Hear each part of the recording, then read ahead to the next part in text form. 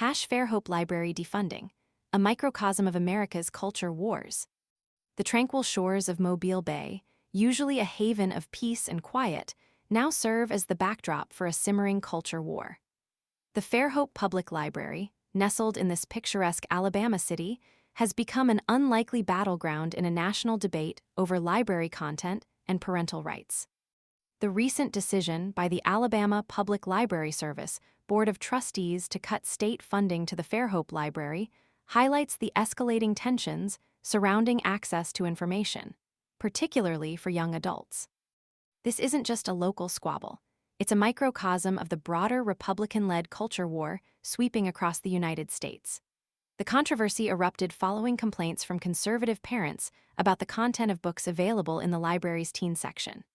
These complaints, amplified by groups like Moms for Liberty and Clean Up Alabama, successfully pressured the board into action, demonstrating the potent influence of organized parental activism in shaping library policies.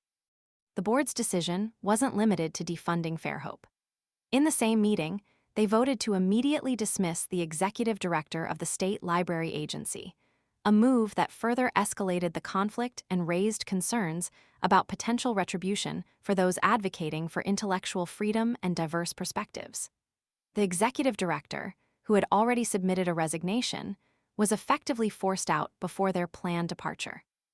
This abrupt dismissal underscored the gravity of the situation and the uncompromising stance adopted by the board. The Fairhope Library's defunding marks the first concrete application of a new Alabama law and 2024 administrative code changes. These legislative adjustments stipulate that to receive state funding, local libraries must implement policies explicitly designed to protect youth from sexually explicit or other material deemed inappropriate for children or youth.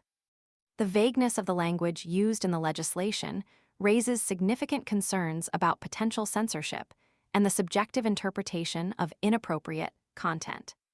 This ambiguity leaves libraries vulnerable to politically motivated challenges and puts librarians in a precarious position, potentially forcing them to make decisions based on pressure rather than professional judgment.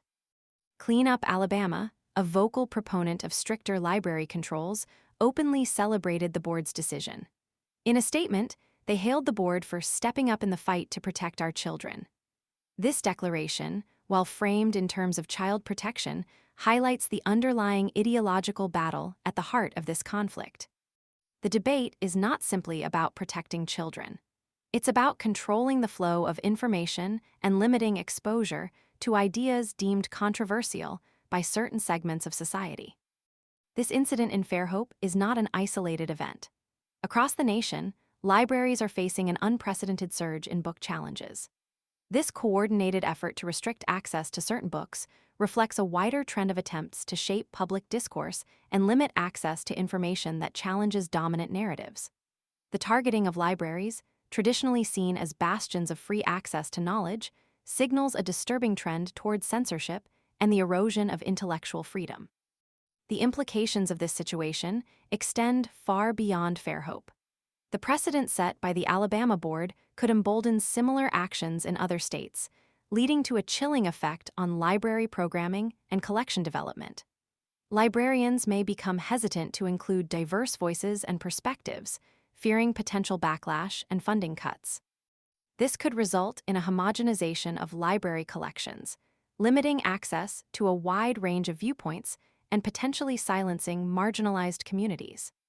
The Fairhope Library's struggle underscores the urgent need for a robust defense of intellectual freedom and the importance of maintaining libraries as open spaces for diverse perspectives. The debate over library content is not merely a local issue. It's a battleground in the ongoing national conversation about the role of information in a democratic society. The fight for access to a diverse range of resources in libraries is a fight for the preservation of intellectual freedom itself. The future of libraries and the freedom of access they represent hangs in the balance. The events in Fairhope serve as a stark warning of what's at stake.